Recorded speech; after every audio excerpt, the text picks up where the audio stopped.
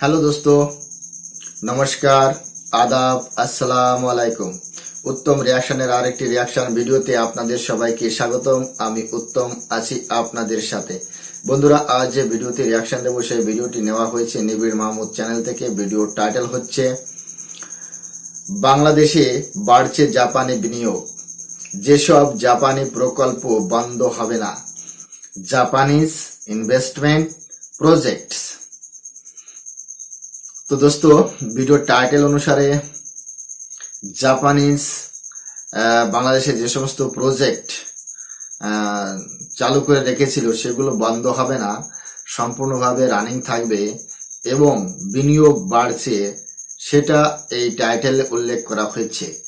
এখন কি কি বিনিয়োগ বাড়ছে এই উপদেষ্টা গভর্নমেন্টে এবং কোন কোন প্রজেক্টগুলো চালু থাকবে বা জাপানের কোনো প্রজেক্ট বন্ধ হচ্ছে কিনা তার সম্পর্কে জানতে পারবো আজকের এই ভিডিওর মাধ্যমে।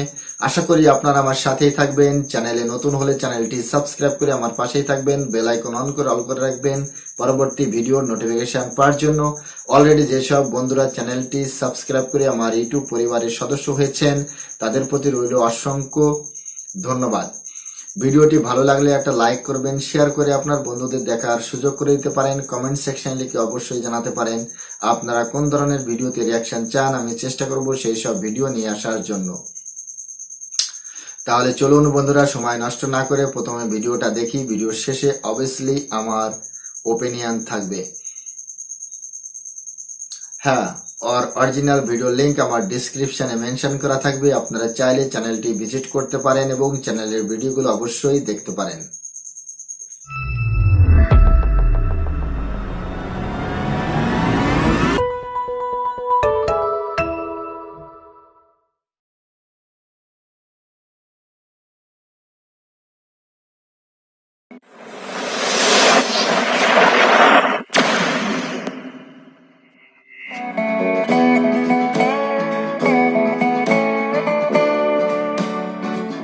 দক্ষিণ ও দক্ষিণ পূর্ব এশিয়ায় জাপানি বিনিয়োগের প্রধান গেটওয়ে হয়ে উঠেছে বাংলাদেশ।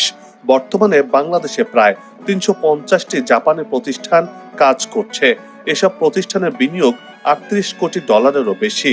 আগামীতে সেই সংখ্যা আরো বাড়বে বলে আশা করছেন ব্যবসায়ীরা। বাংলাদেশের ভূ রাজনৈতিক অবস্থান এশিয়া প্রশান্ত মহাসাগরীয় অঞ্চলের কৌশলগত কূটনীতিতে ভূমিকা রাখছে। এর সুবিধাও এসে ধরা দিচ্ছে। গত জুন পর্যন্ত বাংলাদেশকে জাপানের দেয়া ঋণের পরিমাণ দাঁড়িয়েছে ১,০৪৩ কোটি ৬৬ লাখ ডলার, যা বাংলাদেশের মোট বিদেশি বিনিয়োগের ১৭%।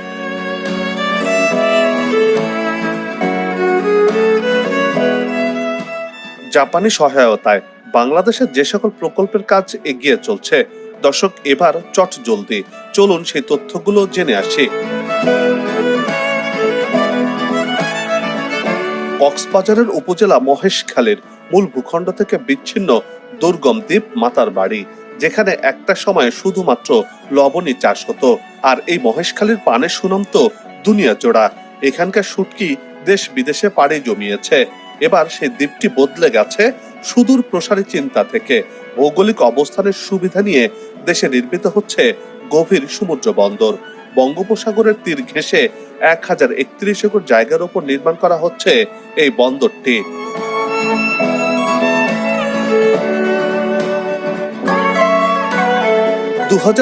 সালের মধ্যে জাহাজ ভেড়ানোর লক্ষ্য নিয়ে এগিয়ে চলছে দেশের একমাত্র গভীর সমুদ্র বন্দরের কাজ। তবে বন্দর অবকাঠামো গড়ে না উঠলেও সম্পূর্ণ প্রস্তুত হয়ে গেছে চ্যানেল। এ কারণে জাহাজ ভেড়ানোর জন্য এত সময় অপেক্ষা করতে হয়নি। মাতারবাড়ির জেটিতে এরই মধ্যে কয়লা নিয়ে মাদার ভেসেল ভিড়তে শুরু করেছে।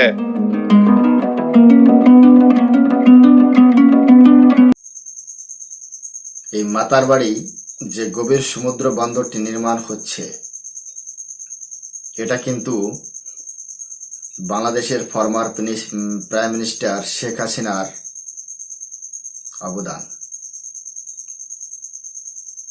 বাংলাদেশের জন্য কি কি করেনি প্রধানমন্ত্রী শেখ হাসিনা?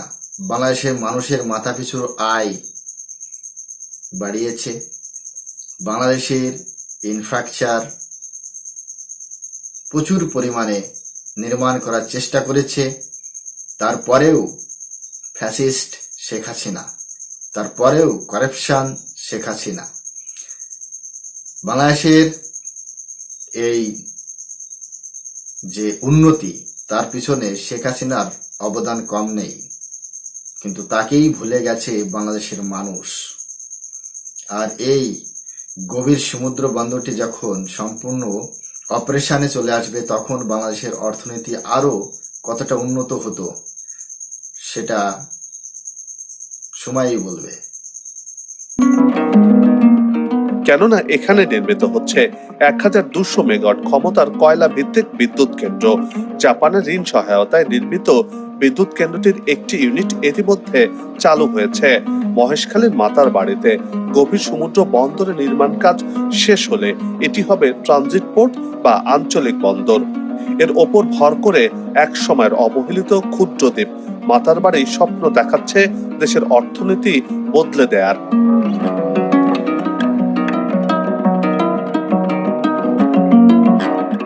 এবার আসা যাক ঢাকাকে বিশ্ব দরবারে নতুন করে পরিচয় করিয়ে দেয়া থার্ড টার্মিনালের বিষয়ে। দীর্ঘদিন থেকে নানা সমস্যায় জর্জরিত হযরত শাহজালাল আন্তর্জাতিক বিমানবন্দর। এই বিমানবন্দরের তৃতীয় টার্মিনালের মাধ্যমে সব ধরনের দুর্নাম ঘোচাতে চলেছে। জাপানি ঋণ সহায়তায় এটিও নির্মিত হচ্ছে। এরই মধ্যে দৃষ্টিনন্দন এই টার্মিনালটি সফট উদ্বোধন করা হলেও সফটওয়্যার ইনস্টলেশন সহ নানা ধরনের কাজ বাকি থাকায় এখনো বাণিজ্যিক কার্যক্রম শুরু হয়নি। বাকি কাজগুলো দ্রুত শেষ করে চলতি বছরেই আনুষ্ঠানিক যাত্রা করার কথা বলছেন সংশ্লিষ্টরা। মাতারবাড়ি গভীর সমুদ্র বন্দর হোক এবং মাতারবাড়ি যে বিদ্যুৎ যে প্রকল্পটি নির্মাণ করা হচ্ছে সেটা হোক, এবং এই যে ঢাকার যে থার্ড টার্মিনাল, এটাও কিন্তু জাপানের সহায়তায় নির্মাণ হচ্ছে বাংলাদেশে।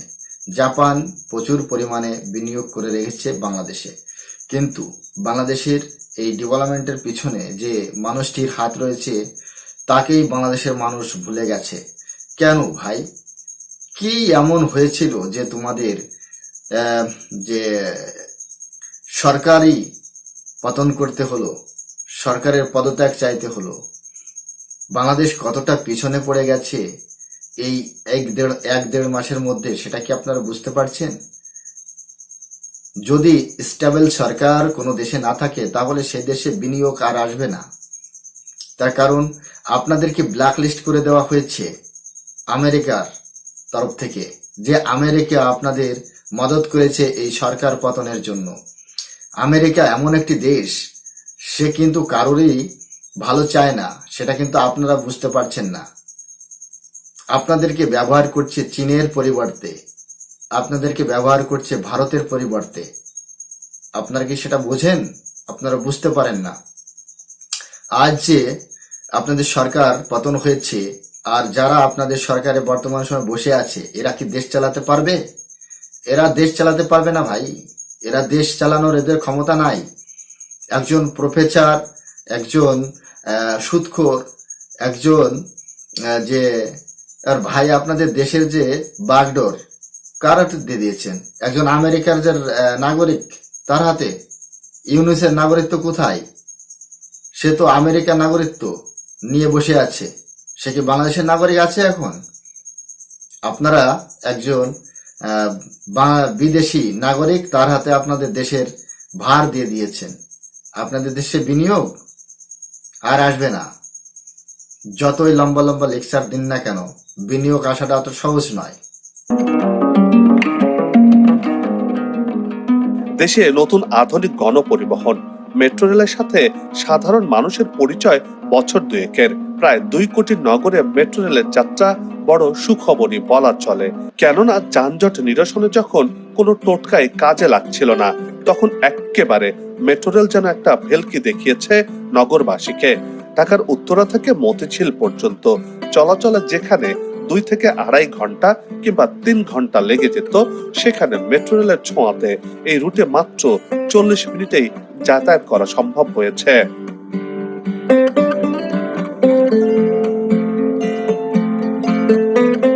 মেট্রো রেলের যুগে প্রবেশের ঘটনা ঢাকার মতো শহরের জন্য ভীষণ স্বস্তির সংবাদ।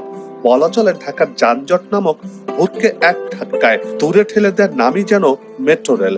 স্বপ্নময় প্রকল্পটি বাস্তবায়নের মাধ্যমে দেশ এগিয়ে যেতে চায়। সেই এগিয়ে যাওয়ার লক্ষ্য পূরণে মেট্রো রেলকে কেন্দ্র করে দীর্ঘমেয়াদী পরিকল্পনা গ্রহণ করা হয়েছে।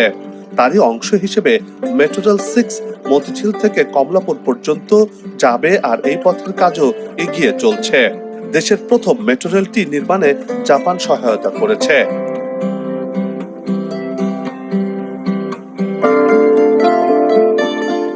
মেট্রো রেলের সুবাদে দেশের মানুষ পাতাল রেলপথ দেখতে যাচ্ছে। হযরত শাহজালাল আন্তর্জাতিক বিমানবন্দর এলাকা থেকে এমআরটি 1 এর যাত্রা, উড়ালো পাতাল পথের এলাকা থেকে এমআরটি 1 এর যাত্রা, উড়ালো পাতাল পথের সমন্বয়ে নির্মিত হচ্ছে এই মেট্রো রেলটি। এর একটি অংশ যাচ্ছে কমলাপুর। পাতাল পথে নির্মিত এই মেট্রো রেলের দৈর্ঘ্য হচ্ছে 19.87 কিলোমিটার। অন্যটি পূর্বাচল হয়ে নারায়ণগঞ্জের পিতলগঞ্জ পর্যন্ত যাচ্ছে। এই অংশে 11.36 কিলোমিটার দৈর্ঘ্যের পথটি হচ্ছে উড়াল। এ দুটি রুট মিলে মেট্রো রেল 1 এর দৈর্ঘ্য হচ্ছে 31.24 কিলোমিটার। বর্তমানে মেট্রো রেল 1 এর ডিপো তৈরির কাজ এগিয়ে চলছে। এমআরটি 1 এ ঋণ সহায়তা দিচ্ছে জাপান।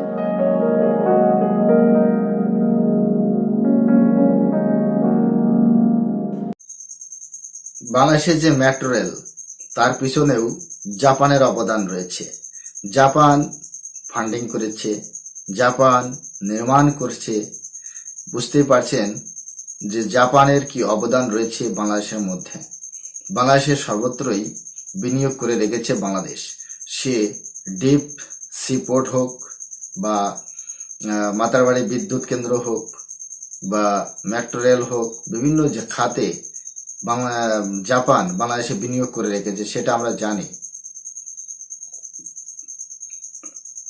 কিন্তু এই বিনিয়োগ এসেছিল কার জন্য সেটা কি আপনারা জানেন? সেটা এসেছিল একমাত্র প্রধানমন্ত্রী শেখ হাসিনার জন্য। আজ তাকেই আপনারা দেশ থেকে তাড়িয়ে দিয়েছেন, তাকেই আপনারা দেশ থেকে চলে যেতে বাধ্য করেছেন। আপনাদের যে কি পরিণতি আগামী দিনে হবে সেটাই আমরা ভাবছি। আপনাদের যে সুবুদ্ধি দিক আপনাদের উপর আল্লাহ, সেটাই কাম্য করি। পরিকল্পনা অনুযায়ী যানজট নিরসনে মেট্রো রেলকে ঢাকা শহরে ছড়িয়ে দিতে কাজ শুরু করেছে সরকার। 2030 সালের মধ্যে মেট্রো রেলের 6টি রুট নির্মাণের মাধ্যমে ঢাকা শহরকে যানজট মুক্ত করতে কাজ করছে সরকার। এই সময়ের মধ্যে 128 কিলোমিটার দৈর্ঘ্যের 6টি মেট্রো লাইন নির্মাণের কাজ এগিয়ে যাবে। এই নেটওয়ার্কে 51টি উড়াল ও 53টি ভূগর্ভস্থ বা পাতাল রেল স্টেশন নির্মিত হবে। এই নেটওয়ার্কে এগুলো যুক্ত হবে। তারই অংশ হিসেবে এমআরটি লাইন 5 নির্মিত হচ্ছে।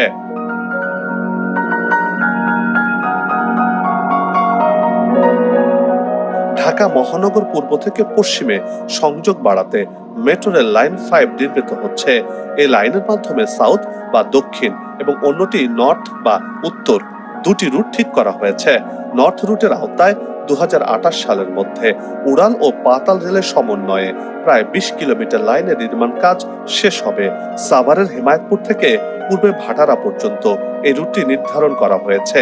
এই রুটে 13.5 কিলোমিটার পাতাল এবং 6.5 কিলোমিটার উড়াল পথে হবে।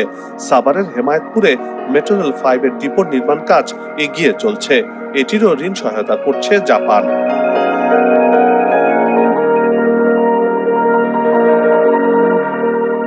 দেশের উত্তরাঞ্চলের সাথে সারা দেশের রেল যোগাযোগ বাড়াতে যমুনা নদীর উপর নির্মিত হচ্ছে রেল সেতু। যমুনা নদীতে বর্তমান সেতুর 300 মিটার উজানে নির্মিত সেতুটি 4.8 কিলোমিটার দৈর্ঘ্যের, যা দেশের সবচেয়ে বড় রেল ব্রিজ। রেল সেতুটি 2021 সালের মার্চে পিলার নির্মাণের পাইলিং এর কাজ শুরু হয়। এরপর থেকে দ্রুত গতিতে এগিয়ে চলতে থাকে দেশের ডুয়েল গেজ ডাবল ট্র্যাকের রেলওয়ে সেতুটির নির্মাণ কাজ।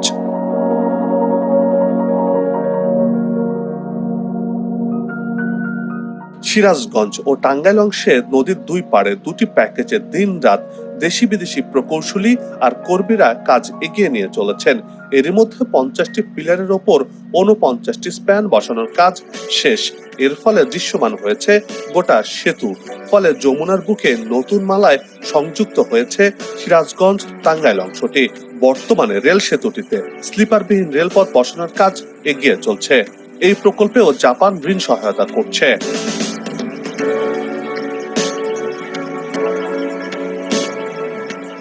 সম্প্রতি বৈষম্য বিরোধী ছাত্র আন্দোলনের মাধ্যমে ক্ষমতা পরিবর্তন হয়, যার ফলে প্রশ্ন উঠছে এসব প্রকল্পের কাজ কি এগিয়ে চলবে।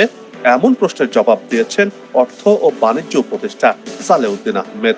তিনি গণমাধ্যমকে সাফ জানিয়ে দিয়েছেন, দেশে জাপানি সহায়তায় চলা প্রকল্পগুলো বন্ধ হবে না।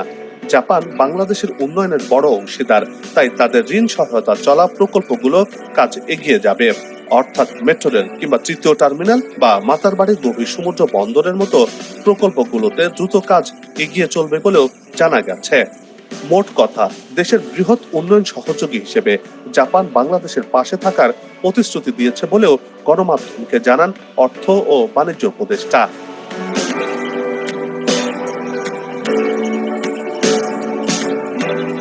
সবাই মিলে গাছ লাগাই, দেশের পরিবেশকে বাঁচাই, আসুক নতুন দিন, লাগু খাওয়া উন্নয়নের পালে, এমন প্রত্যাশা রেখে এই পর্ব থেকে বিদায় নিচ্ছি। তবে যাবার আগে সেই একই অনুরোধ, যেখানে সেখানে ময়লা আবর্জনা ফেলবেন না, পরিবেশের ক্ষতি করবেন না, অযথা হর্ন বাজাবেন না। আপনার দেশের সৌন্দর্য রক্ষায় পোস্টার লাগানো থেকে বিরত থাকুন। যদি চ্যানেলটিতে নতুন হয়ে থাকেন, ভিডিওটি ভালো লাগে, তাহলে চ্যানেলটি সাবস্ক্রাইব করে ভালোবাসায় আবদ্ধ করবেন। ভালো লাগা না লাগার বিষয়টি কমেন্টে লিখে জানাবেন। কি ধরনের ভিডিও দেখতে চান তাও জানানোর অনুরোধ রইল। আগামীতে আবারও দেখা হবে নতুন কোনো জায়গা, তথ্য, ইতিহাস আর উন্নয়ন চিত্র নিয়ে। নিজে ভালো থাকুন, দেশকে ভালো রাখুন, আমাদের সাথেই থাকুন, দেখতে থাকুন দেশের এগিয়ে যাওয়ার চিত্র। ধন্যবাদ। বাংলাদেশের বর্তমান এমন কোনো ক্ষমতা নেই যে কোনো দেশের প্রকল্প বন্ধ করতে পারে। এই ঝাঁটু ফাটু এসে বসেছে না উপদেষ্টা বেনে, তাদের কোনো ক্ষমতা নেই কোনো দেশের ইনভেস্ট বন্ধ করে দেওয়া। ভারতের সাথে যখন প্রণয় বর্মার মিটিং হয়েছিল এই সালাউদ্দিন উপদেষ্টার সাথে, তখনও তিনি বলেছিলেন যে ভারতের কোনো প্রকল্প বন্ধ হচ্ছে না আর বন্ধ হবে না। জাপানের সাথেও বন্ধ হচ্ছে না, ইনফ্যাক্ট চায়নার সাথেও বন্ধ হবে না। এ আমরা আগে থেকেই জানি, তার কারণ বাংলাদেশের পকেটে এখন নেই, এটা দরকার বাংলাদেশের। বুঝতে পেরেছেন তো বন্ধুরা? আজকের এই ভিডিও সম্পর্কে আপনাদের কি মতামত সেটা কমেন্ট সেকশন লিখে অবশ্যই জানাতে পারেন। আর চ্যানেলে নতুন হলে চ্যানেলটি সাবস্ক্রাইব করে আমার পাশে থাকবেন, বেল আইকন অন করে অল করে রাখবেন। ভিডিওটি ভালো লাগলে লাইক করবেন, শেয়ার করে আপনার বন্ধুদের দেখার সুযোগ করে দিতে পারেন। কমেন্ট সেকশন লিখে অবশ্যই জানাতে পারেন আপনারা কোন ধরনের ভিডিওতে রিয়াকশন চান, আমি চেষ্টা করব সেই সব ভিডিও নিয়ে আসার জন্য। সবাই ভালো থাকুন, সুস্থ থাকুন, দেখা হচ্ছে নেক্সট রিয়াকশন ভিডিওতে। ততক্ষণ সবাইকে নমস্কার।